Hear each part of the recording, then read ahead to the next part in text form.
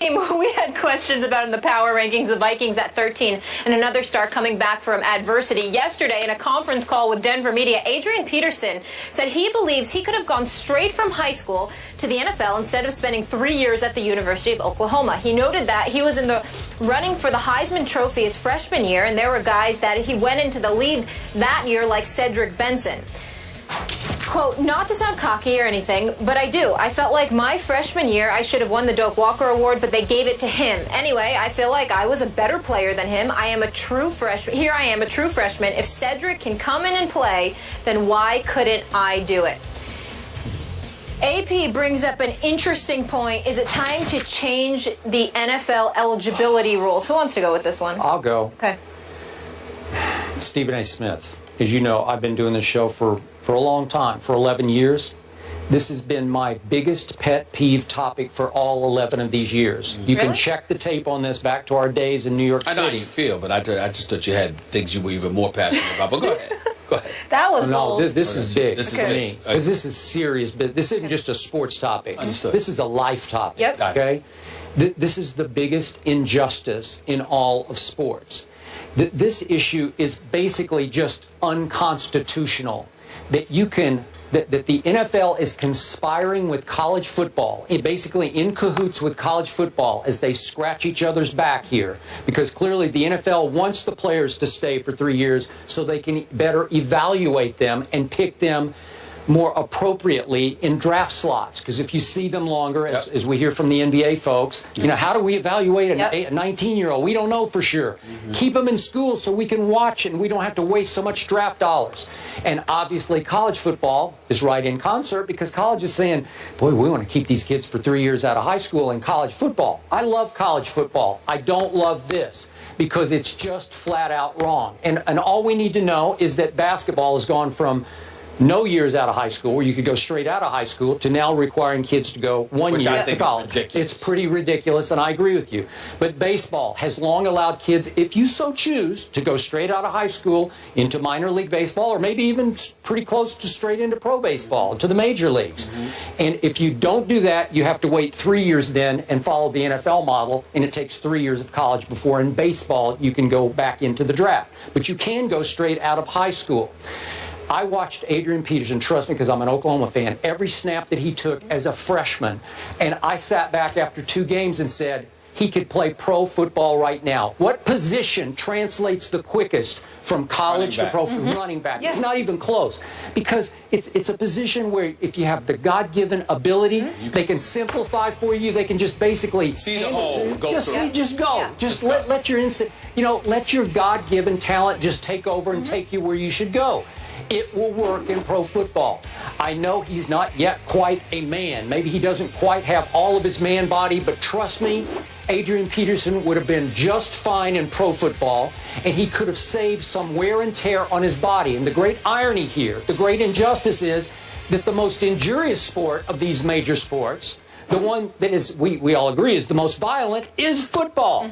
So you're going to risk your, not life and limb, but your limbs. You're going to risk your knees and your shoulders, your Achilles tendon, for 3 years of college football in which you are basically unpaid for what you might get a stipend, you might get your room, board, and tuition, but you're not getting what you're worth in college football. And Herschel Walker is already on record as saying, hey, this kid Fournette looks better than I looked. I'm not sure about that, but that's a big statement from Herschel Walker. So let's project. What if Leonard Fournette does win the Heisman Trophy, and he is right now the front runner? Now what? He is forced to go back to LSU for another full season? I got to tell you, I would recommend to this kid, you might just want to sit out next year, especially, well, if LSU, let's say LSU has a big fan, let's say they win it all this year, and he wins the Heisman, which is highly possible, by the way.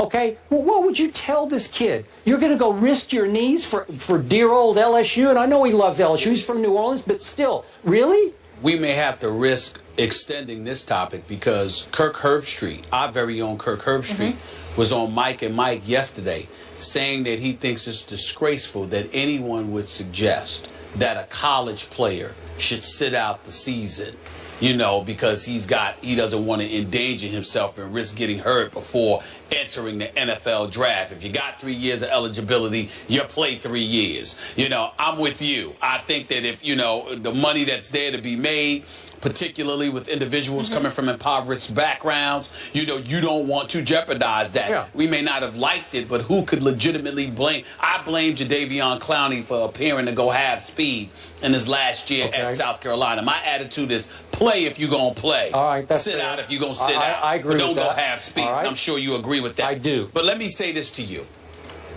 While I totally agree with you that if you are young enough to represent your country and put your life on the line by joining the military. If the draft was at 21 years of age and beyond, then I don't mind college and the pros and all of that. But if you can get not drafted, but if you can enter the United States military at age 18, then you should be able to play professional sports in the United States of America at age 18. Thank you. So we agree there. Yeah. But allow me to play devil's advocate for those out there who feel differently than you and I do. Because I believe they do have points. What if we're not talking about just a guy's playing ability, Skip? What if we're talking about the mental makeup? What if we're talking about your ability to handle riches, fame, celebrity at such a young age? What if we're talking about how you're entering a man's game, but you're still a boy in a man's body? Because aren't those issues incredibly relevant in this day and age when you consider some of the problems that we have witnessed, albeit with grown men? Nevertheless, if you've been handed the keys to the city at a very young age, then you may have never matured. Yep. And in the later years, when you find yourself in trouble, it's because of what you got away with when you were younger, because you were exploited as opposed to being educated. Because when people make those arguments, I'm here to tell you right now, when you hear the NBA talking about that stuff, when there's some trepidation, when there's some apprehension about players coming to the NBA, for example, you got guys that are handed millions of dollars. Well, guess what? All of a sudden, you poor, and you wake up one day and you're a millionaire. And then people who saw what was coming down the road for you were too busy exploiting you instead of educating you and not preparing you for the life that was coming. And then all of a sudden these riches and this fame was handed to you, the celebrity was handed to you, and you have no clue as to how to handle it. And then we find ourselves lamenting that. So all I'm saying is that I agree with you.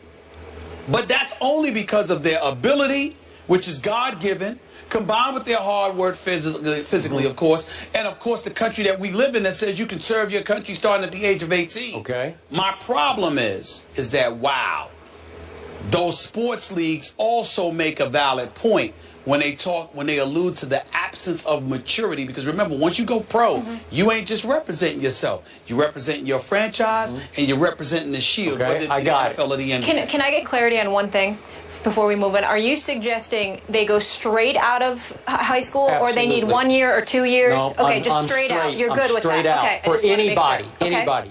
America, America is the land of opportunity. It can also be the land of blown opportunity, to your point. That's right. Would there be some flameouts here, some nightmares, some horror stories? You better believe it. Right. There have been in the NBA, back before there was even the one-and-done rule, right? Yeah. Some players languish on benches and never make it. I could go through several stories. That's right. But my point is, they deserve the opportunity to fail. That's what this country was built upon. Absolutely. You can't legislate them to say, well, you can't be, you know, who knows who could make it? Sometimes there's a LeBron, sometimes there's a Kobe. They're mature enough to cope with and handle what is given to them. Even though the NBA, to some degree, we all know how much I love the NBA, they'll use it as an excuse, what I alluded to earlier. Here's why I don't buy it. Kobe Bryant, you know, Kevin Garnett. That's a good one. Jermaine O'Neal. Yep. Moses Malone. Yep, God that's a good one also. Soul. Thank you. Daryl Dawkins. Yep. God They rest went his straight soul. out. Yep. You know, there's a whole bunch of people. They did. And they're great, great citizens, and they've done great, great things for the world of sports, is what I'm saying. But I would also add to this that we all can't ignore to make our argument. These leagues, the longer it takes for you to allow people into the game, the more cost certainty you have because you're delaying paying them.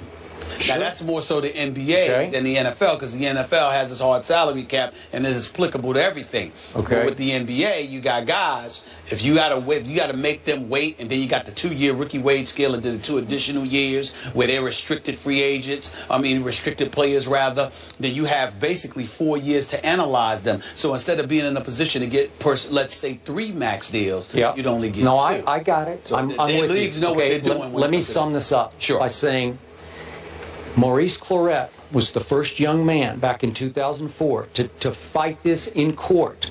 And we've talked a lot about Deflategate case in Judge Berman's court. That's the circuit court. And in that court, obviously, Tom Brady just won. So did Maurice Clarett. And now we're all saying, oh, well, the NFL has no chance really of beating Tom Brady on appeal. Well, guess what? The NFL beat Maurice Clarett on appeal in 2004. It was, to me, a crime because Maurice Clarett doesn't have the NFL Players Association behind him.